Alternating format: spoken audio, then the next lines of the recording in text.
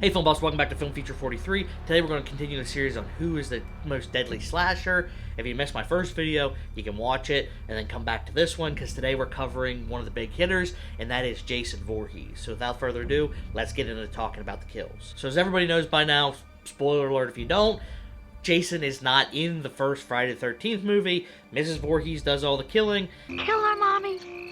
Kill her. The only kill we kind of get is a Swamp Boy Jason pulling the final girl in off a boat, but that's seen as a dream in part 2, so that doesn't even count. 5 years after the first movie, Jason finishes what his mother couldn't do and kills Alice, the final girl from the first movie, and he also kills Crazy Ralph. So both legacy characters are dead right at the beginning of the movie. Nameless Cop is killed with a hammer, and then a bunch of potential victims are carted off into town into safety, so they won't go in the count. We do get a Perv and Skinny Dipper double kill, followed by Mark the wheelchair guy, and then another twofer with one of the most iconic kills in the franchise, which is a spear going down through two people in the bed, and then Mark's girlfriend Vicky is taken out. Jenny, the movie's final girl, does fight back against Jason with a chainsaw and a chair in psychological warfare when she pretends to be Mrs. Voorhees to stop his rampage for a few seconds. You've done your job well, and Mommy is pleased. That's a good boy. Now come to Mommy. Come on. Paul, the love interest, reemerges and gets into the fight a little bit, but then Jenny ultimately ends the movie with the final blow to Jason with a machete to his shoulder.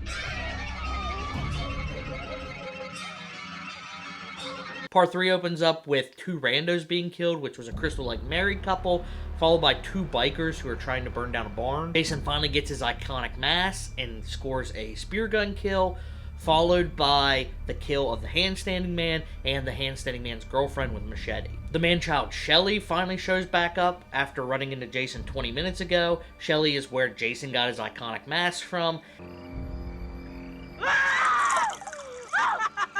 And he's bleeding out after apparently stumbling around the movie for 20 minutes. Tommy Chong gets shocked, and then Shelly's death leads to one of the most bizarre acting choices in the whole franchise.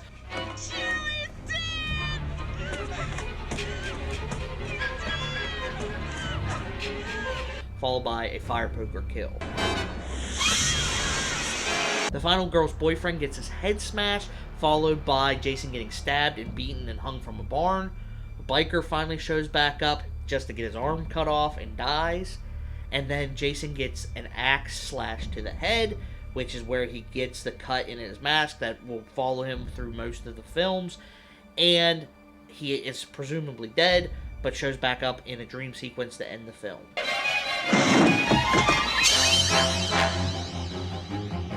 Chapter 4 is where we meet the Jarvis family, and the first three kills we get is the creepy coroner and Nurse Morgan and a hitchhiker eating a banana. We find out that Mrs. Voorhees' name was Pamela, and we get an iconic kill with the raft kill with the spear gun, which almost gave the actress hypothermia in real life, and then her boyfriend in the movie gets killed with a spear gun to the girl. Twin 1 gets taken out, followed by Mama Jarvis off screen, then George McFly gets screwed twice, and then a machete chop.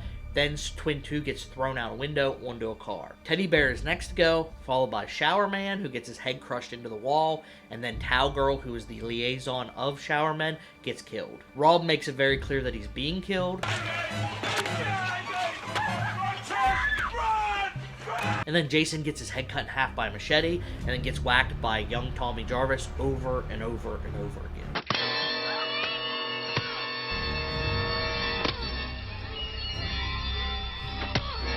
Jason doesn't get any kills in The New Beginning because he's dead. Roy Burns is the killer taking on the Jason persona in that film, so we're going to skip right next to the next movie, which is Part 6, Jason Lives. This is where we get the introduction of Zombie Jason, where Tommy Jarvis brings him back to life, which leads to the killing of his friend in the cemetery. 2 Camp Forest Green counselors are killed on the way to camp, followed by 5 random paintball weirdos.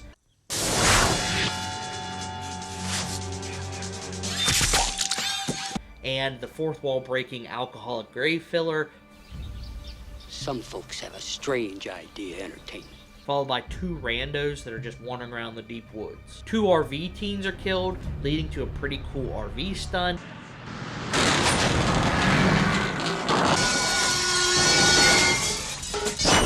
Then we get a head twist, a window smasher, and 2 random cops being killed. Jason then gets shot in the head, and then hit in the head with a rock, and the final girl's dad gets folded in half before Jason gets propellered in the head and then chained to the bottom of Camp Crystal Lake. Part 7 New Blood picks up in the same spot on a dock where a telekinetic child kills her father by collapsing a dock, and then later tries to resurrect him, and she accidentally resurrects Jason. This leads to the death of Party Boy and his girlfriend, a sleeping bag smash, an axe to the face, and then a Jaws-like drowning. So if you say Jason doesn't vary in his kills, you'd be wrong. Velma loses her glasses and gets a sickle to the stomach. This is followed by another head squeeze, then a party horn to the eye, a stomach stab, and then someone being thrown out a window again, which I would say rivals Jason killing someone with a machete right next to head squeezes. I should count Chivalry as being dead because the psychiatrist of the telekinetic teenager throws her mother in front of Jason to make his getaway.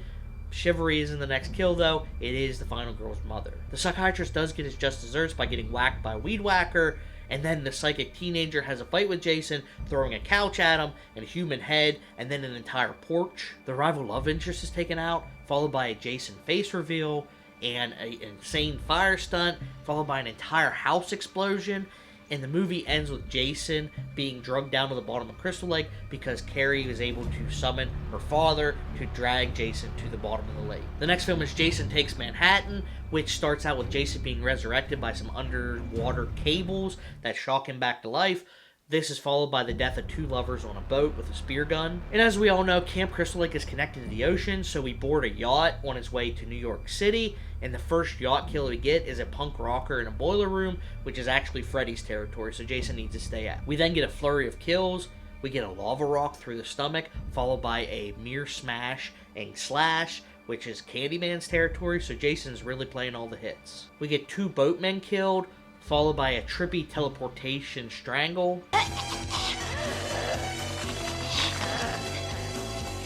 Then 2 randos, and 1 guy who's thrown from a ladder, and then 4 off-screen kills. We then lose this movie's Crazy Ralph, followed by 2 kidnapping junkies. Jason has a boxing match with one of the side characters, which ends in that character's head being punched off, followed by 2 random cop kills, and a person who is left in a car before it explodes. Uncle Charles is then chased down, and his head is dumped into a vat of toxic waste. And speaking of toxic waste, did you know that New York City's sewers are flushed out with it every night? And the last kill to come in this movie is the technician who informs our main characters of that fact. He is killed, and then Jason follows him in the sewer, where the toxic waste washes over him, turning him into a little boy.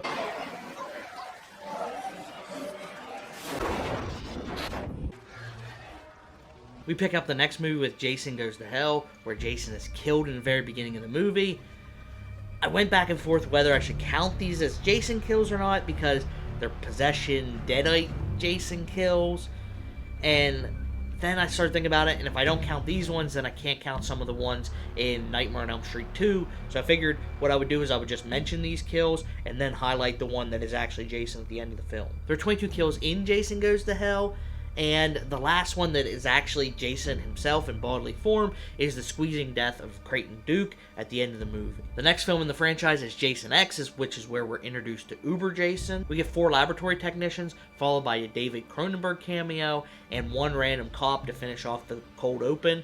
And when I say cold open, I mean literal cold open, because Jason is frozen and is found 4 centuries later in a desolate planet Earth. The first kill we get in this futuristic landscape is probably one of the most gnarly, and that is the liquid nitrogen head freeze, where he smashes the woman's head after freezing it in liquid nitrogen. Stoney gets ran through, then 2 VR bros, and then we kind of get an alien sequence where multiple people are picked off, and then the lead soldier gets a little poke in the ribs, but he doesn't die.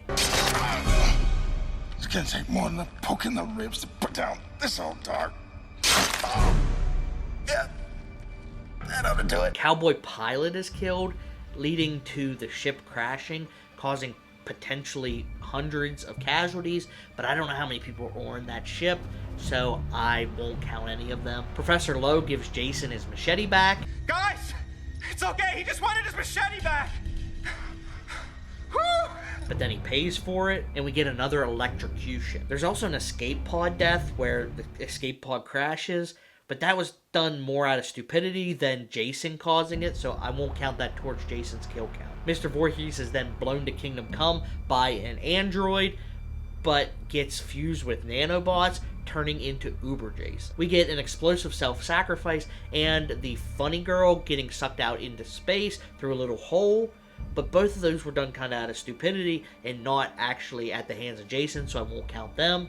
And there are 2 VR kills of 2 virtual girls who are deleted, but they aren't real, so I won't count them either. There is one final death of a non-Jason character, and that is the head soldier coming back and riding Jason through the atmosphere where they both burn up, and that's more of Jason being killed by self-sacrifice than Jason doing the killing, so I won't attribute that to Jason either. With my conservative counting, Uber Jason didn't actually rack up any kills. It was all Zombie Jason in the beginning of the movie, but it doesn't make a difference. That is the end of the OG timeline, and the next film that we start with is Freddy vs. Jason. The first kill of the movie is a dream kill, so I won't count that towards a real kill, but we do get a consolation kill with the douchey boyfriend being killed in the bedroom. We get Blake and his dad killed because Freddy is too weak to do the killing. Jason has to do it, and then Jason gets another twofer, stealing one from Freddy right from underneath his nose and bagging a sex criminal at the same time. And we get a really awesome fire stunt going on, and there are 8 partygoers that are killed by a flaming Jason. A lab security guard gets crushed by a door, and Betty Cooper's dad gets electrocuted before the movie Stoner gets cut in half after being possessed by Fred. This knocks Jason out, leading them back to Camp Crystal Lake, where before the namesake fight takes place, we do get the nerd and the nerd's love interest who are killed. During the big fight, we get some fire and water. Wait a minute. Freddy died by fire, Jason by water. How can we use that? Along with some rebar and an arm being ripped off, but Laurie ends with the final blow on Freddy, so even that kill doesn't get attributed to Jason. Welcome to my world, bitch!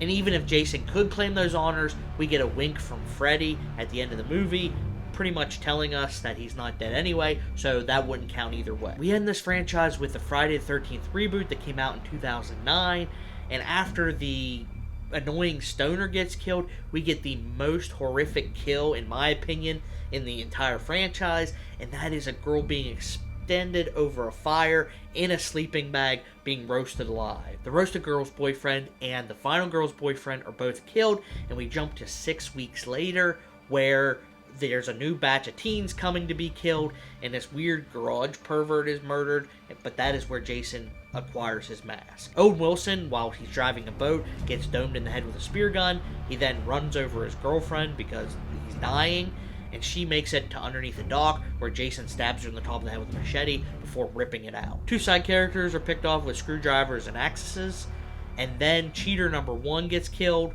followed by a cop, and cheater number 2 gets put on the back of some farm machinery before he's driven away in a semi-comical scene. The sub-final girl, which is the girl from all those Disney Channel original movies, gets killed in kind of a surprise, and then Jason gets wood chippered, ending the franchise for the last 15 years. So by my count, normal Jason had 34 kills in the 3 different films he was actually in.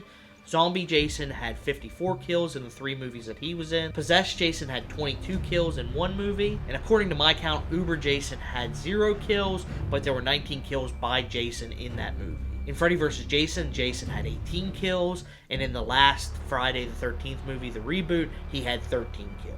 Jason overall, counting all the Friday the 13th films, including when Mrs. Voorhees or Roy Burns was the killer, ended up with 160 kills, which is about 12.3 kills per movie.